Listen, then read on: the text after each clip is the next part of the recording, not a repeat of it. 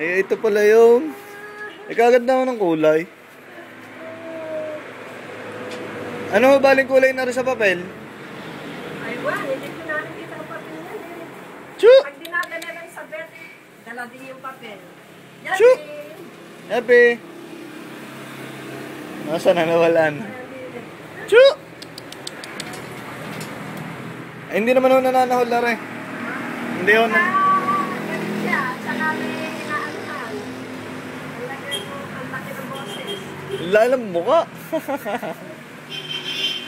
Ay, kulit. Ah. Binibidyo ko na ako para makita na yan. Ganda na yun yung Sharpie. Kamukhang kamukha ko nung aking Sharpie na isa.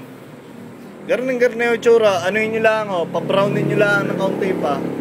Oo. Ang laki kaya hindi ka laki? Oo, garnin no. Itim ka ang dila na rin. Malight ang dila no. Yung ayun yung itim na itim ang dila.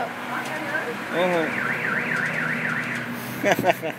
Eh, paglaro eh. Ako sa hilig yan ako paglaro. Nakakasakit naman. Hindi mo masyado nananahol na rin.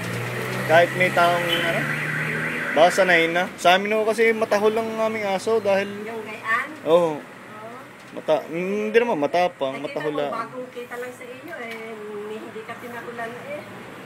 Eh, siguro yung amoy aso na rin lang. Kaya sanayin na.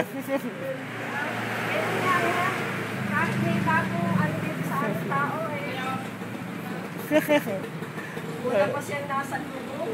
Ganda na yung tsura. Kamukha na nga yun. Chu! Ay, nagulat eh kanina. Kala ko ho eh. Ay, gaganda eh.